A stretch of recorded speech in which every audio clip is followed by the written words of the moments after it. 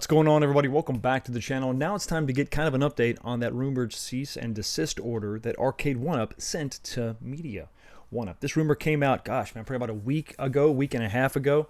And the source on this was Greg over at the Rexer show. He was the one that kind of broke the story and sent everybody kind of into a tizzy. So basically what's going on, just to catch everybody up, Media1up is founded by John Diamonin, who came from Arcade1up, kind of one of the founding members of Arcade1up.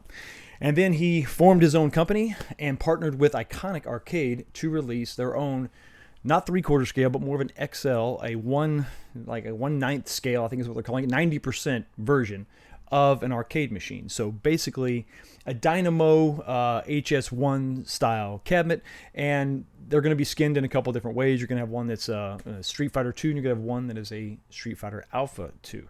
Now, I was able to cover this on CES, during CES, in Vegas with a couple other content creators, able to get some early access to look at the prototypes of these cabinets. And while all this was going on, I think that Arcade1up is maybe sweating it just a little bit, because I believe that Media1up is going to bring something to the table that Arcade1up could absolutely do, but hasn't gotten around to yet, or maybe they're shifting their focus. So the cease and desist rumor comes out. Like I said, Greg over at the Rexer show breaks this story. Everybody's talking about it, going back and forth. And I found out about this, I think it was probably Saturday. So Saturday, March 1st. I think the rumor broke in the middle of the week sometime. One of the guys in my chat, it was either P-Dubs, Patrick over on P-Dubs Arcade Loft, I believe he said in our group chat, hey, has anybody heard about this? And I responded, no, what are you talking about? That sounds crazy. That could be huge, because right now the Media1up pre-order is still up. It's live. And then there was some issue with the website. You could still go to the VMI website, which is the place you're going to actually pre-order the cabinet from, but you couldn't do it on the Iconic website. So these things were kind of showing up about the same time, around this about Friday, Saturday time frame. I think I may have even found out about the website being an issue on Friday, and then finding out about the cease and desist the next day. So holy crap, what's going on? So I sent a Facebook message on Facebook Messenger to John Diamonin. That's my only way to access and communicate with John D. I don't have his phone number, nothing like that. We're not on those terms yet, but I'm pretty friendly with the guy. So I thought, well, let me reach out and find out what's going on. Because most of you know that I got to check out the early version, and it was a prototype, and I still haven't pre-ordered. I told everybody, listen, let's not pre-order yet. I mean, do what you want to do, but I'm not going to pre-order yet until we get a little bit more details. This could absolutely throw a wrench in all those pre-order plans, especially mine, and I'm kind of thinking at the moment, glad I haven't pre-ordered just yet. So I sent him a message on, let's see what it was, the 2nd. So March 2nd at 1:57 p.m. I send him a message and I say, hey, is there any truth to these rumors, the cease and desist, that you got from Arcade1up?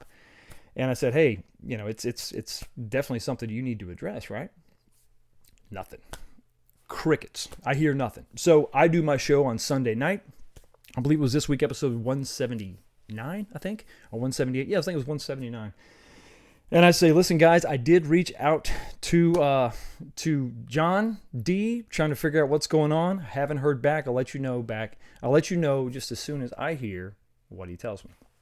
So days go by, and of course, things get ramped up in conversations on other shows. I'm still waiting to say something about this until I hear back from John D, because I've heard nothing other than what everyone else heard from the Rexer show.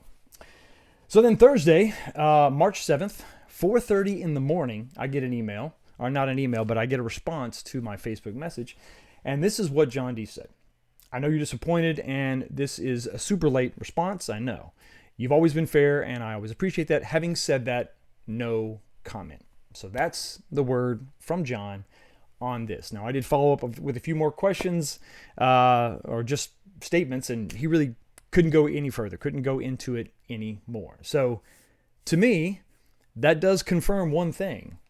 It confirms that they did not get a cease and desist. So, I mean, I think obviously if there was this rumor going around about a cease and desist and they didn't get one, he would have confirmed, hey, there's no cease and desist. So I don't know what you're talking about. So that proves that there's at least something going on that John cannot comment about at this time. Safe to assume that this is probably a bump in the road for sure. Definitely something to keep in mind when you're considering your pre-orders. So at this time, I'm definitely going to hold tight with what my decision is, which is still to wait until something happens. I think this is probably going to inspire some changes in the design. What will those changes be? We're not exactly sure. So at this point, it's definitely time to go ahead and congratulate Greg over at the Rexer Show for breaking this story. But unfortunately, Greg has this talent of snatching, defeat out of the jaws of victory. I mean, you really had a good thing going on here, blew everything up, and those of us that are, close to the guy that founded Media 1UP had no idea. At least I had no idea, and I am the only one that I can speak of. And the way that Greg did this was, like always, jumping into chats and live streams and not just talking about the cease and desist, which evidently he was probably right about, but then to just go above and beyond, put on the tinfoil hat, and assume that everyone knew about it, and it was a giant conspiracy. It all came to head on a Discord conversation that I was a part of on Michael B. Now, Michael B, the Game Genie, has a Discord that has been relatively dead. No conversations going on at all. Until recently, when Greg from the Rexer Show jumps into the chat and begins going back and forth with a lot of different individuals. Those conversations, I think, are private, so that's for them.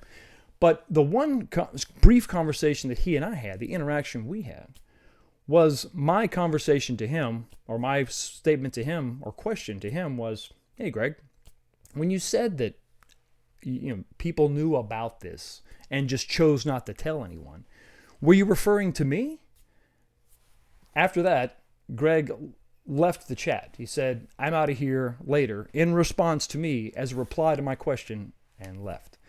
Then he proceeded to go on to a gaming channel called Steps Gaming, do a live stream, and said this. It's their choices, their prerogative to do content on whatever they want. Yeah. They don't legally have to do this. And they shouldn't have done anything, Steps, because think about it. They said it was a nothing burger, that there's nothing here, and that's why they didn't do any content, right? Mm-hmm. Everything everything on my stream I said, they knew already. They knew all of it, that the site was dark, right? That John D, well, they knew more, actually. They knew a lot more, than I did. Think about that. They knew a lot more than I did. I did a video, right, on it, but I even showed the VMI site. I went through all the stuff. We talked about it. I told them all the information I had, right? And then they go and do a video, but I didn't even have as much information as then. It's still a nothing burger. How does it change from not a nothing burger to I'm going to do content now because Rex did it? Oh, I know why. Because you guys were covering up for Media 1UP and trying to protect him. But now that I disclosed it, now you got to come back and try and cover up again for John D. Here's a couple keys. You're telling me this guy, everybody in the community knows that I was the first one to say that there's a cease and desist. Okay. Everyone. Okay. You're telling me that John D, James Hates Everything, 19K Fox, B Kong, Console Kits, and Mike B wouldn't be dying to throw it in my face that John D said, nope, there's no cease and desist. Rex is completely wrong. You're telling me that they aren't itching. They're literally having convulsions because they want to tell me so bad that I'm wrong. That you're telling me that if they just got one statement from John D, and he would love to throw it in my face, that they wouldn't have done it already. Obsessed much?